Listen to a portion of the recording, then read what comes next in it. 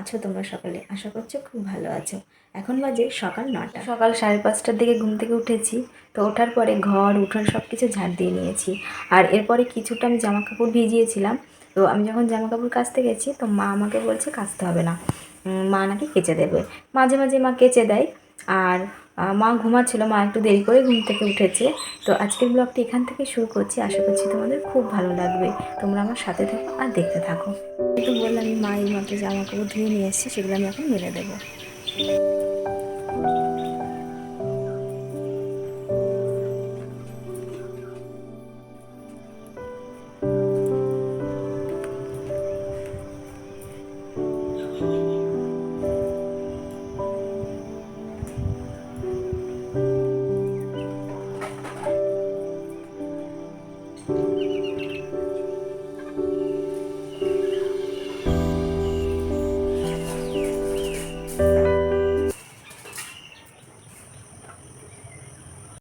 তো দেখো এই যে জামা কাপড়গুলো মা কেচে দিয়েছে, এইগুলোই আমি মেলে দিলাম।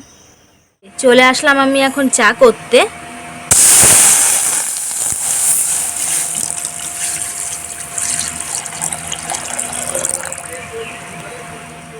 দেখো আমাদের এখানে তো শাক পাতার কোনো অভাব নেই, কিন্তু তবুও এই যে কলমির শাকগুলো এগুলো বাজার থেকে নিয়ে আসা হয়েছে। কেন জানো? আমার ওই খরগোশগুলোর জন্য। এখন তো হিমসাগর আম পাওয়া যায় না। আমার বিয়াই প্রত্যেক দিন আম নিয়ে আসে। এগুলো মানে এই যে আম্রপলি আম রোজ নিয়ে আসে। তো এই আমগুলো এখন কাটবো আমি। আমগুলো দেখে মনে হচ্ছে খুব মিষ্টি হবে। তো তোমরা দেখতে পাচ্ছ মা এখন আম কাটছে। এই আমগুলো এখন খাওয়া হবে। চলো এবার আমি আর মা দুজনে যাচ্ছি দিদিদের জমিতে পাকা পটল তুলতে। তো এই জমিটা কিন্তু আমার বাবার জমির পাশেই। তো ওখানে গিয়ে একবারে তোমাদের সঙ্গে দেখা করছি। এখন এসছি দিদিদের জমিতে পাকা পটল তুলতে। মা এখন পাকা পটল তুলছে, চলো তোমাদেরকে দেখাই। মা ওই দেখো,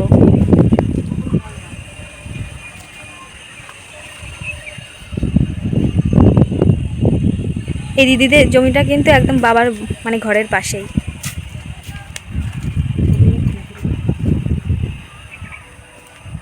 আর হ্যাঁ, এটা কেমন দিদি হয় মা তোমাদেরকে বলবে।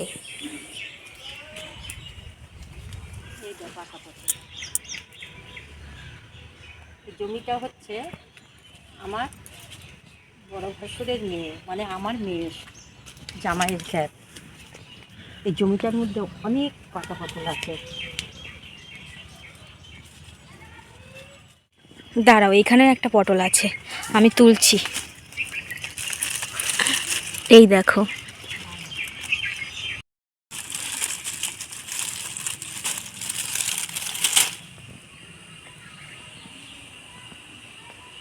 এই দেখো মা গেছে ওইদিকে তুলতে, আর আমি এখান থেকেই তুলছি, আমি ভেতরে যাব না। ও মা এই দেখো এইখানে দুটো পেয়েছি, ভেতর দিয়ে হয়ে রয়েছে অনেকই, প্রচুর হয়েছে।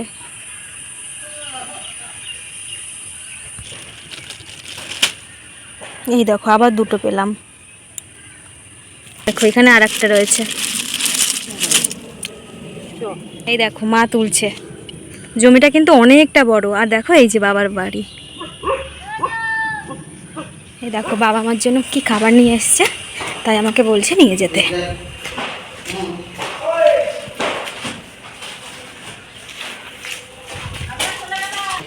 এই যে দেখো এই ব্যাগের মধ্যেই দিয়েছে। চলো বাড়ি যেয়ে তোমাদেরকে দেখাবো। এখন আমি বাড়িতে যাচ্ছি। দেখো কত পাকা পটল পেয়েছি। জমিতে ঢুকে কিন্তু বোঝা যাচ্ছিল না যে এত পটল থাকতে পারে। এই দেখো বাবা এইগুলো নিয়ে এসেছে। আমি খেতে খুব পছন্দ করি। আগে যখন বাবার কাছে ছিলাম তখন প্রায় খেতাম। এখানে হয়তো আছে চিকেন টিক্কা পিৎজা, আর এখানে আছে চকো চিপস। এই বিস্কুটগুলো খেতেও আমি খুব পছন্দ করি। এটাও নিয়ে এসেছে বাবা। দেখো একটা কেক একটু লেগে গেছে। আর এই যে চিকেন টিক্কা পিৎজা। তো তোমরা দেখতে পাচ্ছ এই যে বাবা সকালবেলা তেলাপিয়া মাছ নিয়ে এসছে। এই মাছগুলো এখন আমি ভাজা করে রাখবো আর মা পরে রান্না করবে। তো দেখো এই যে তেলটা গরম হয়ে গেছে, সাদা তেলেই মাছটা ভেজে নেব।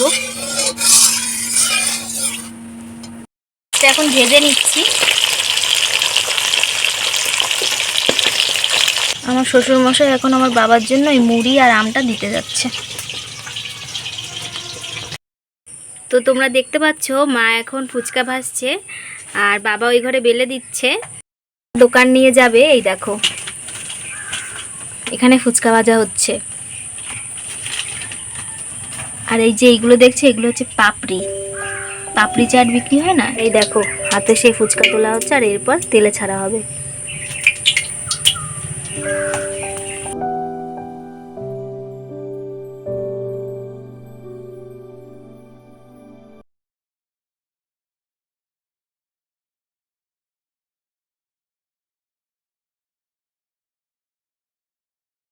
দেখছিলে মা হলো ফুচকা ভাজছিল, এখন হয়তো মায়ের রান্না হয়ে গেছে। চলো দেখি মা কি রান্না করছে। দেখতে পাচ্ছ মা এটা হচ্ছে এই তেলাপিয়া মাছটা ঝাল করেছে। দেখে তো মনে হচ্ছে খুবই সুস্বাদু হবে। তোমরা তো সকালবেলা দেখলে যে দিদিদের জমি থেকে পাকা পটল নিয়ে আসা হয়েছিল। এটা হচ্ছে সেই পাকা পটলের সম্বার, এটা আমি রান্না করেছি। দেখতে কেমন হয়েছে অবশ্যই তোমরা কমেন্টে জানাবে। এই যে দেখো এখন আমি খেতে বসেছি। এই যে পাকা পটলের সম্বার, এটা তো আমি রান্না করেছিলাম। এটা দিয়ে এখন খেয়ে নিচ্ছি। খাওয়া দাওয়া করে আসলাম আর এখন মা দোকান নিয়ে যাবে, সেই জন্য সব কিছু গোছাচ্ছে। চলো তোমাদেরকে দেখাবো। মা এই যে টক জলে কী কী দিচ্ছে। এখানে বিভিন্ন রকমের মশলা রয়েছে, আমি যেগুলো বলতে পারবো না নাম। আর এই যে আলুটা মাখানোর মশলা, এটাও এক ধরনের মশলা। এই চলে গেল বাদাম। এখন দিয়ে দেবে ধনে পাতা। পেঁয়াজটা মা বরাবর একটু বেশি ব্যবহার করে আলু মাখাতে। মা বলে পেঁয়াজটা একটু বেশি পরিমাণে দিলে টেস্ট হয় বেশি। পরিমাণ মতো লবণ।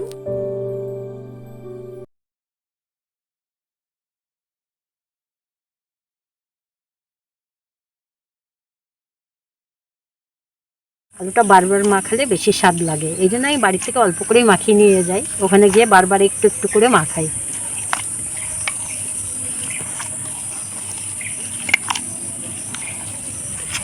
খুব সুন্দর গন্ধ বেরিয়েছে আলু মাখা থেকে। দেখো এত লঙ্কা গুঁড়ো তো শিলনোড়াতে বাটা সম্ভব নয়, সেজন্য এটা মিক্সিতে করা হয়। হ্যাঁ তোমরা দেখতে পাচ্ছ এই যে পুদিনা পাতাগুলো, এটা আমার বাড়িতে লাগানো হয়েছে এই ফুচকা টক জলের জন্য। এই পুদিনা পাতাগুলো অনেক হয়নি, এই জন্য মিক্সার করে দিতে পারি না, এটা হাত দিয়ে চটকেই দিই টক জলে।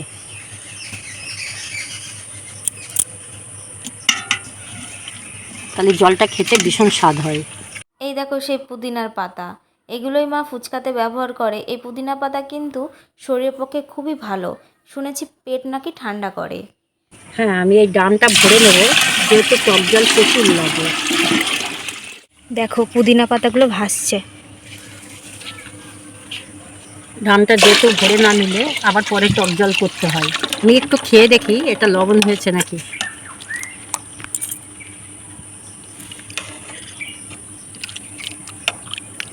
আহ প্রিয়া, টক জলটা কিন্তু খুব সুন্দর হয়েছে। হ্যাঁ এবারে এই টক জলে লেবুগুলো দিয়ে দেবো, গন্ধরাজ লেবু, এটা খেতে ভীষণ ভালো লাগে বা জলটা গন্ধও বেরোয়, তার জন্যই লেবু দেওয়া।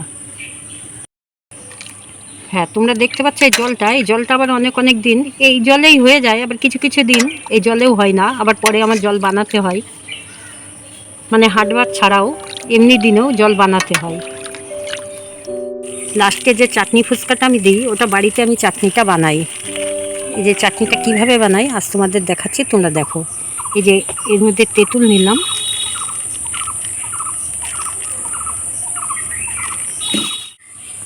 মাপ মতো এতে ধনের গুঁড়ো দিয়ে দেবো,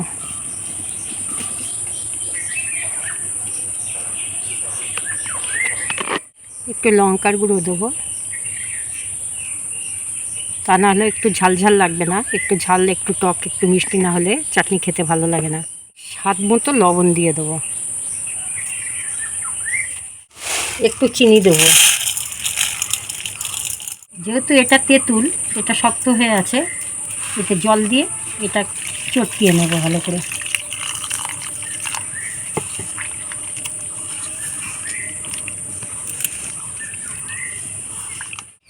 আমি তোমাদের বললাম চাটনিটা জাল দেবো, জাল দেওয়া রেডি, ঠান্ডাও হয়ে গেছে। এবার আমি বোতলে এটা ভরে দেবো। দেখো এখন মা যাচ্ছে দোকানটা নিয়ে, বাবা দিয়ে আসতে যাচ্ছে।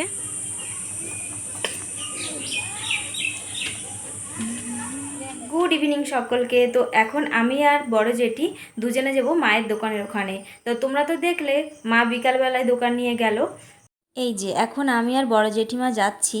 তো মা কিন্তু বিকালে আমাকে বলেছিল যে তুই কিন্তু জেঠিকে নিয়ে যাবি, একা একা যাবি না। আর একটু সন্ধ্যাও হয়ে গেছিলো, আমাদের একটু দেরি হয়ে গেছে সত্যি কথা বলতে যেতে। তো যাই হোক, ওখানে গিয়ে তোমাদের সঙ্গে আবার দেখা করছি। এই দেখো আমরা চলে এসেছি। আর আজকে কিন্তু মায়ের একটু দোকানের চাপটা কমই আছে অন্য দিনের তুলনায়। মা বলছিল যে আজকে কি ভিড় দেখছিস, এর থেকে অনেক অনেক বেশি হয় প্রতিদিন ভিড়। তো অনেকক্ষণ বসে থাকার পর এখন বাড়ি যাব। তো তোমাদেরকে তো বললামই যে আমি আর জেঠিমা যাব মায়ের ওখানে দেখা করতে, মা যেখানে দোকান দেয় প্রতিদিন। আর একটু আগে চলে আসলাম বাড়িতে। তো আজকের ব্লগটি তোমাদের কেমন লাগলো অবশ্যই কিন্তু কমেন্টে জানাবে। আর আজকের ব্লগটি কিন্তু এটুকুই, দেখা হচ্ছে পরবর্তী ব্লগে। ততক্ষণ ভালো থাকবে, সুস্থ থাকবে।